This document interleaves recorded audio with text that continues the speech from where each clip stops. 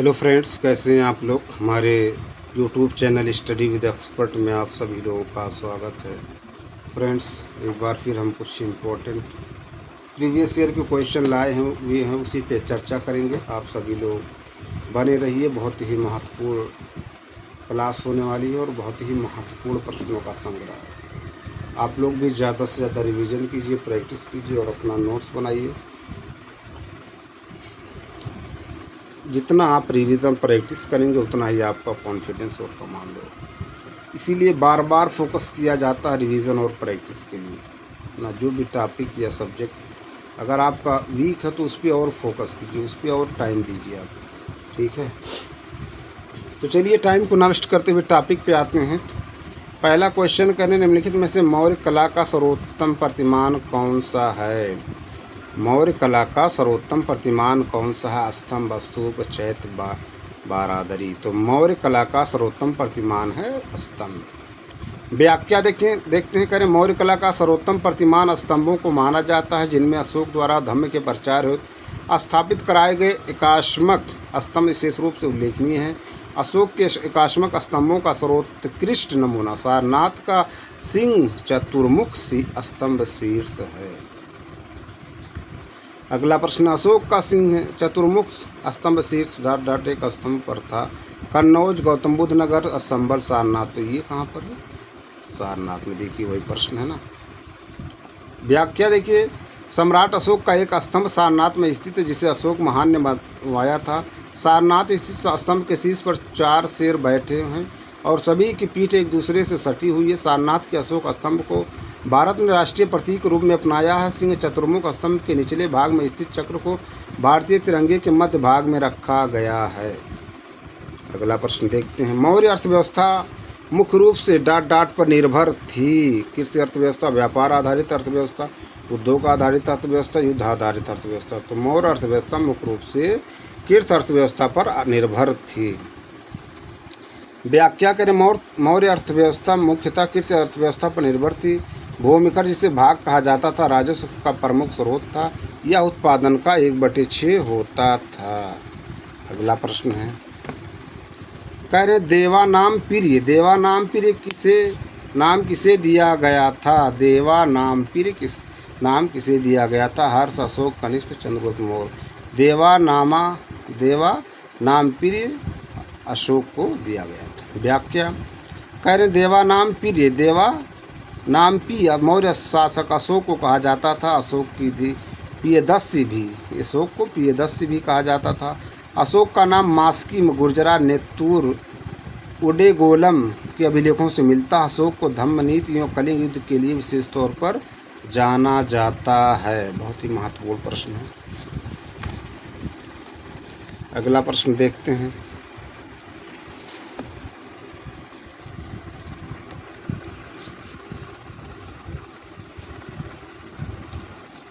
कह रहे निम्नलिखित में से वह व्यक्ति जिनका नाम देवानाम प्रियदर्शी भी था। मौर्य सम्राट चंद्रगुप्त, भगवान महावीर, गौतम बुद्ध, मौर्य सम्राट अशोक। तो मौर्य सम्राट अशोक का नाम देवानाम प्रियदर्शी भी था। देख लीजिए ना। अगला टॉपिक है गुप्त वंश। समुद्रगुप्त, चंद्रगुप्त द्वितीय से संबंधित जो प्रश्न पूछे गए हैं उस पर चर्चा करेंगे। कह रहे निम्नलिखित में से किस शासक के दरबारी कवि हरिशेर थे। निम्नलिखित में से किस शासक के दरबारी कवि हरिशेर थे। इनमें से कोई नहीं। कुमारगुप्त, समुद्रगुप्त, स्कंदगुप्त। तो वो थे समुद्रगुप्त। व्याख्या देखते हैं। कह रहे हरिशेर समुद्रगुप्त के दरबारी कवि थे। विशेष रूप से प्रयाग प्रशस्त के रचयिता के रूप में जाने जाते हैं, जिनमें समुद्रगुप्त की वीरतापूर्ण कार्यों का वर्णन है। अगला प्रश्न, समुद्रगुप्त की प्रशस्ति में एक कविता के रूप में किस कवि द्वारा रचित थी जिसे इलाहाबाद में अशोक स्तंभ पर अंकित किया गया था। भारवी, भास, हरिशेर, बाणभट्ट। तो क्या था? हरिशेर। व्याख्या देखते हैं। कह रहे हैं समुद्रगुप्त की प्रशस्ति संस्कृत में एक कविता के रूप में कवि हरिशेर द्वारा रचित थी जिसे इलाहाबाद वर्तमान प्रयागराज में अशोक स्तंभ पर अंकित किया गया था। हरिशेर राजा समुद्रगुप्त के दरबारी कवि थे। हरिशेर राजा समुद्रगुप्त के दरबारी कवि थे। अगला प्रश्न देखते हैं। कह रहे हैं खगोलविद बराह मिहिर और कवि कालिदास किसके दरबार का हिस्सा थे? विक्रमादित्य, बिंबिसार, बिंदुसार, पृथ्वीराज चौहान। तो खगोलविद बराह मिहिर और कवि कालिदास ये विक्रमादित्य के दरबार के हिस्सा थे। व्याख्या देखिए, करें खगोलविद बराह मिहिर और कवि कालिदास सम्राट चंद्रगुप्त द्वितीय विक्रमादित्य के नवरत्नों में से थे। गुप्त सम्राट चंद्रगुप्त द्वितीय की उपाधि विक्रमादित्य थी। चंद्रगुप्त द्वितीय की उपाधि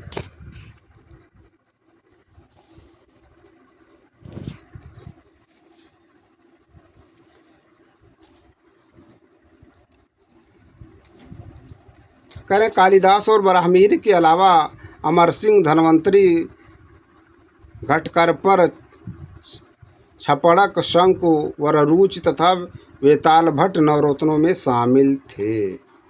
अगला प्रश्न है, अभिज्ञान शाकुंतलम किताब के लेखक कौन है? तुलसीदास, सूरदास, कालिदास, रायदास। तो अभिज्ञान शाकुंतलम किताब के लेखक कौन है? कालिदास। इसकी व्याख्या देखते हैं। कह रहे हैं अभिज्ञान शाकुंतलम के लेखक संस्कृत भाषा के महान कवि और नाटककार कालिदास थे। अभिज्ञान शाकुंतलम के अतिरिक्त विक्रमोर्वशीयम, मालविकाग्निमित्रम, रघुवंशम, कुमार संभवम, मेघदूतम, ऋतुसंहार आदि उनकी प्रमुख रचनाएं हैं। किसकी? कालिदास की। बहुत महत्वपूर्ण प्रश्न है। अगला प्रश्न, मालविकाग्निमित्रम पुस्तक किसने लिखी? भारवी, दंडी, भाव, कालिदास, कालिदास। तो मालविकाग्निमित्रम पुस्तक कालिदास ने लिखी। कौन? कालिदास। अगला प्रश्न देखते हैं, गुप्त काल की प्रसिद्ध महिला शासक कौन थी? कुबेर गंगा, प्रभावती गुप्त, राजश्री, कुमार देवी। गुप्त काल की प्रसिद्ध महिला शासक थी प्रभावती गुप्त। प्रभावती गुप्त। इस प्रश्न की व्याख्या देखते हैं। कह रहे हैं गुप्तकालीन प्रसिद्ध महिला शासिका प्रभावती गुप्ता थी। वह चंद्रगुप्त द्वितीय की पुत्री वाकाटक नरेश दुर्दर्शन द्वितीय की पत्नी थी। गुप्तकाल के दौरान प्रभावती गुप्ता वाकाटक राज्य की संरक्षिका के रूप में शासन कार्य का संचालन किया था।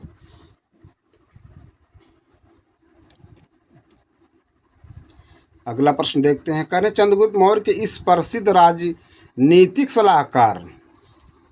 सलाहकार को निम्नलिखित सभी नामों से जाना जाता था। इसके अलावा चाणक्य, विष्णुगुप्त, कौटिल्य, समुद्रगुप्त। तो समुद्रगुप्त के अलावा चाणक्य चाहे कहिए, चाहे विष्णुगुप्त कहिए या कौटिल्य, सब एक ही नाम। इसकी व्याख्या देखते हैं। कह रहे हैं कौटिल्य अथवा चाणक्य अथवा विष्णुगुप्त एक राजनीतिक वो चंद्रगुप्त मौर्य के प्रधानमंत्री के रूप में प्रसिद्ध थे। इनका नाम विष्णुगुप्त, चाणक्य तथा कौटिल्य था। अगला प्रश्न है, निम्नलिखित में से किस शासक के दरबार में बहुत से विद्वान को नवरत्न के रूप में अलंकृत किया गया था? श्रीगुप्त, समुद्रगुप्त, चंद्रगुप्त द्वितीय। इनमें से कोई नहीं तो वो थे चंद्रगुप्त द्वितीय। चंद्रगुप्त द्वितीय। देख लीजिए, बहुत ही महत्वपूर्ण प्रश्न है। प्रीवियस ईयर के क्वेश्चन को ज़्यादा से ज़्यादा सॉल्व करना चाहिए, है ना। इसकी व्याख्या देखते हैं। कह रहे हैं चंद्रगुप्त द्वितीय के दरबार में बहुत से विद्वानों को नवरत्न के रूप में अलंकृत किया गया था। चंद्रगुप्त द्वितीय गुप्त साम्राज्य के शक्तिशाली शासकों में से एक थे। उनके दरबार के नवरत्नों में कालिदास, धनवंतरी, वराहमिहिर, अमर सिंह, शंकु, छपड़क, वररुचि, वेताल भट्ट तथा घटकर शामिल थे। अगला प्रश्न, भारतीय इतिहास में धनवंतरी कौन थे? इनमें से कोई नहीं। हर्ष के समय के एक प्रसिद्ध नाटककार, चंद्रगुप्त द्वितीय की सभा को सुशोभित करने वाले प्रसिद्ध चिकित्सक, चंद्रगुप्त मौर्य के प्रसिद्ध सेनापति। तो भारतीय इतिहास में धनवंतरी जो थे वो चंद्रगुप्त विक्रमादित्य की सभा को सुशोभित करने वाले प्रसिद्ध चिकित्सक थे। इसकी व्याख्या देखिए, करें धनवंतरी कहिए चाहे धनवंतरी, चंद्रगुप्त विक्रमादित्य की सभा को सुशोभित करने वाले प्रसिद्ध नवरत्नों में शामिल एक चिकित्सक थे। ये आयुर्वेद शास्त्र के पारकांड पंडित थे। चंद्रगुप्त द्वितीय के नवरत्नों की प्रसिद्ध सर्वकालिक रही है। नवरत्नों में सर्वोत्कृष्ट महाकवि कालिदास थे। अगला टॉपिक देखते हैं, हर्षवर्धन से संबंधित। अगला टॉपिक हर्षवर्धन है। इससे संबंधित जो प्रश्न है उस पर चर्चा करते हैं। कह रहे हैं कन्नौज से पूर्व हर्षवर्धन कहाँ का शासक था? कौशाम्बी, कुशीनगर, श्रावस्ती, थानेश्वर। तो कन्नौज से पूर्व हर्षवर्धन थानेश्वर के शासक थे। व्याख्या, हर्षवर्धन कन्नौज से पूर्व थानेश्वर का शासक था नहीं थे कहना चाहिए सम्मानपूर्वक, लेकिन है ना जो लिखा है उसी पे चलिए। था। यहीं पर भोत वंश की स्थापना हुई। राज्यवर्धन की मृत्यु के पश्चात 606 ईस्वी में हर्षवर्धन थानेश्वर की गद्दी पर बैठा था। हर्ष के शासनकाल में ही चीनी यात्री ह्वेनसांग भारत आया था। देश देखिए, हा से हर्षवर्धन और हा से ह्वेनसांग, तो ह्वेनसांग जो है हर्षवर्धन के काल में आए थे। अगला प्रश्न है, हर्षवर्धन ने 5 इंडीज को अपने नियंत्रण में लिया, इनमें से कौन सा इंडीज थे? पंजाब, कन्नौज, बंगाल, बिहार और जयपुर। पंजाब, कन्नौज, बंगाल, बिहार और उड़ीसा। पंजाब, कन्नौज, बंगाल, उत्तर प्रदेश, उड़ीसा। राजस्थान, कन्नौज, बंगाल, बिहार और उड़ीसा। तो हर्षवर्धन ने 5 इंडीज को अपने नियंत्रण में लिया, इनमें से कौन 5 इंडीज में थे? ये थे पंजाब, कन्नौज, बंगाल, बिहार और उड़ीसा।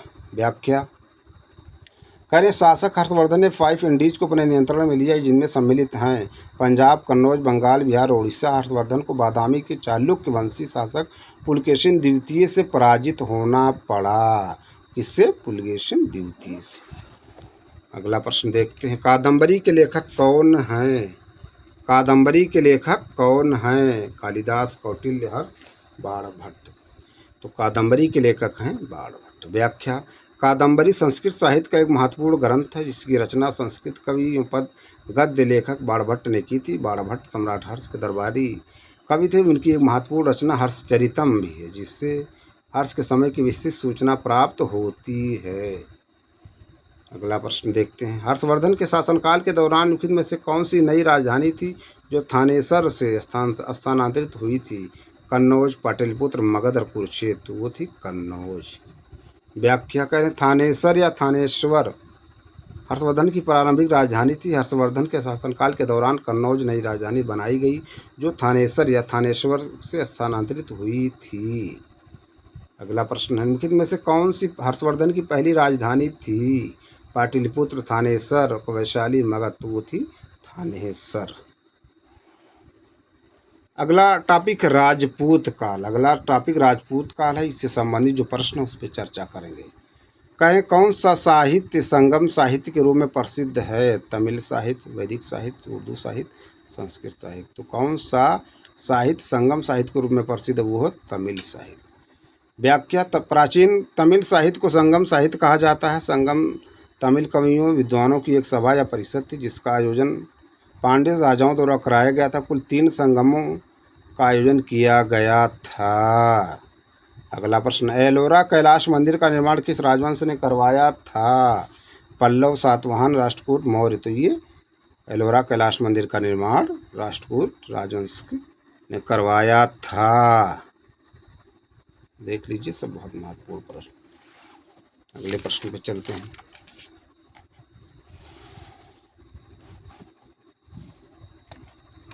व्याख्या देखिए दिया वो कह रहे हैं, एलोरा के कैलाश मंदिर का निर्माण राष्ट्रकूट शासक कृष्ण प्रथम ने करवाया था। यह औरंगाबाद महाराष्ट्र में स्थित है। अगला प्रश्न देखते हैं, प्रसिद्ध विरूपाक्ष मंदिर कहाँ अवस्थित है? श्रीकालहस्ती, तिरुपति, हम्पी, भद्राचलम। तो प्रसिद्ध विरूपाक्ष मंदिर हम्पी में स्थित है। अब हम्पी कहाँ पर है भी देखिए। कह रहे हैं, प्रसिद्ध विरूपाक्ष मंदिर कर्नाटक के हम्पी में अवस्थित है। भगवान विष्णु को यह मंदिर समर्पित है। यह मंदिर तुंगभद्रा नदी के किनारे पर स्थित है। अगला प्रश्न है, कह रहे हैं, निम्नलिखित में से कौन सा मंदिर पल्लव राजवंशों के शासनकाल के दौरान बनाया गया था? बृहदेश्वर मंदिर, नागेश्वरम मंदिर, हजारा मंदिर, महाबलीपुरम मंदिर। तो वो था पल्लव राजवंशों के शासन के दौरान बनाया गया था महाबलीपुरम मंदिर। व्याख्या तमिलनाडु में स्थित मामल्लपुरम मंदिर पल्लव शासकों द्वारा बनवाया गया था। यह द्रविड़ कला और तमिल संस्कृति का एक प्रमुख उदाहरण है। अगला प्रश्न देखते हैं,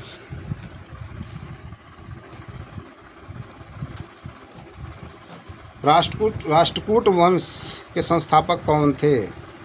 महेंद्र वर्मन फर्स्ट, हर्षवर्धन, दंतिवर्मन, सिम्हाविष्णु। तो राष्ट्रकूट वंश के संस्थापक थे दंतिवर्मन। व्याख्या राष्ट्रकूट वंश का संस्थापक दंतिदुर्ग था। राष्ट्रकूट कन्नड़ मूल के थे और उनकी मातृभाषा कन्नड़ थी। राष्ट्रकूट शासक कृष्ण प्रथम ने एलोरा में कैलाश मंदिर का निर्माण करवाया था।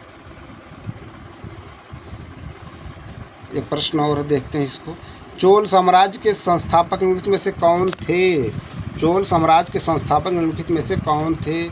आदित्य प्रथम, विजयपाल चोल, अरिंजय चोल, प्रांतक चोल फर्स्ट। तो चोल साम्राज्य के संस्थापक थे विजयपाल चोल। व्याख्या: 9वीं शताब्दी में चोल साम्राज्य की स्थापना विजयपाल चोल ने की थी। यह आरंभ में पल्लवों का सामंत था। पल्लवों तथा पांड्यों के मध्य हो रहे संघर्ष का लाभ उठाकर इसने तंजौर पर अधिकार कर लिया। देखिए प्रश्न है। अगला प्रश्न देखते हैं।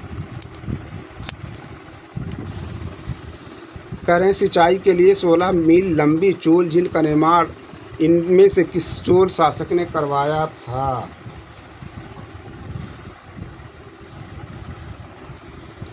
सिंचाई के लिए 16 मील लंबी चोल झील का निर्माण इनमें से किस चोल शासक ने करवाया था? राजेंद्र प्रथम, राजराज प्रथम, अधिराज, इनमें से कोई है। तो वो सिंचाई के लिए 16 मील लंबी चोल झील का निर्माण राजेंद्र प्रथम ने करवाया था। व्याख्या: कह रहे राजेंद्र प्रथम ने अपने गंगा घाटी में अभियान की सफलता के उपलब्ध में गंगैकोंड चोल की उपाधि धारण की तथा गंगैकोंड चोलपुरम नामक नई राजधानी की स्थापना की। नई राजधानी की समीप उसने चोल गंगम नामक झील का निर्माण करवाया था। देख लीजिए प्रश्न है ना, महत्वपूर्ण प्रश्न है। अगला प्रश्न देखते हैं। चोल अभिलेखों के अनुसार जैन सभाओं को दान में दी जाने वाली भूमि को क्या कहा जाता था? वेल्लन, वगाई, सालाभोगा, पल्लिच्छादम, ब्रह्मदेव। तो चोल अभिलेखों के अनुसार जैन सभाओं को दान में दी जाने वाली भूमि को पल्लिच्छादम कहा जाता था। पल्लिच्छादम। व्याख्या देखिए, कह रहे हैं चोल अभिलेखों के अनुसार जैन सभाओं को दान में दी जाने वाली भूमि को पल्लिचंदय कहा जाता था। गैर ब्राह्मणों को दी जाने वाली भूमि को वेल्लन वगाई कहा जाता था। स्कूलों विद्यालयों की व्यवस्था के लिए दान में दी गई भूमि को सालाभोगा कहा जाता था। ब्राह्मणों को दान में दी गई भूमि को ब्रह्मदेव कहा जाता था। देख लीजिए, महत्वपूर्ण प्रश्न है ना। अगला प्रश्न देखते हैं। कह रहे हैं निम्नलिखित में से कौन शिव मंदिर चोल शासकों के संरक्षण में नहीं बनाया गया था? नटराज मंदिर चिदम्बरम, गोंडेश्वर मंदिर सिन्नार, पलाईवननाथर मंदिर तंजावुर, विराधेश्वर मंदिर गंगईकोंड चोलपुरम। तो कह रहे हैं निम्नलिखित में से कौन सा मंदिर चोल शासकों के संरक्षण में नहीं बनाया गया था? तो वो था गोंडेश्वर मंदिर सिन्नार। इसकी व्याख्या देखते हैं, बहुत महत्वपूर्ण प्रश्न है। कह रहे गोंडेश्वर मंदिर सिन्नार यादव वंश के द्वारा निर्मित कराया गया था। गोंडेश्वर मंदिर महाराष्ट्र के नासिक में स्थित है। यह भगवान शिव को समर्पित मुख्य मंदिर के साथ 4 अन्य मंदिर सूर्य, विष्णु, पार्वती और गणेश को समर्पित है। लास्ट क्वेश्चन है।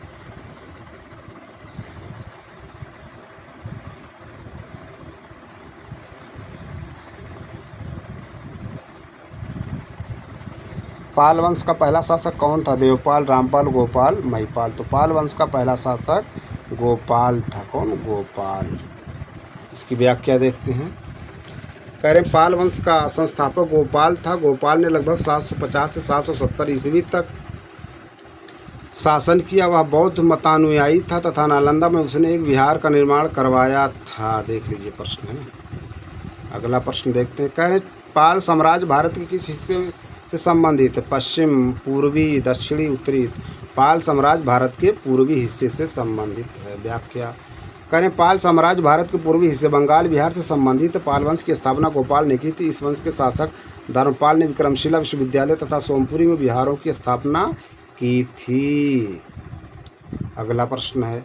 12वीं शताब्दी के आरंभ में दिल्ली पर किसका शासन था? तोमर वंश, खिलजी वंश, सैयद वंश, तुगलक वंश। तो 12वीं शताब्दी के आरंभ में दिल्ली पर तोमर वंश का शासन था। देखिए करें 12वीं शताब्दी के आरंभ में दिल्ली पर तोमर वंश का शासन था। इस वंश का प्रसिद्ध शासक अनंगपाल था। इस वंश कौन? अनंगपाल। तो फ्रेंड्स ये कुछ इम्पोर्टेंट प्रश्न थे जिस पर हमने चर्चा किया। इस वीडियो को यहीं पर एंड करते हैं। हम अपने अगले वीडियो में फिर मिलेंगे कुछ नए प्रश्न नए टॉपिक के साथ। आप लोग ज़्यादा से ज़्यादा रिवीजन कीजिए, प्रैक्टिस कीजिए और हमारे YouTube channel study with expert को भी ज़्यादा से ज़्यादा लाइक कीजिए, शेयर कीजिए, सब्सक्राइब कीजिए। फिर मिलेंगे किसी और वीडियो पर मैं किसी और टॉपिक के साथ। Thank you.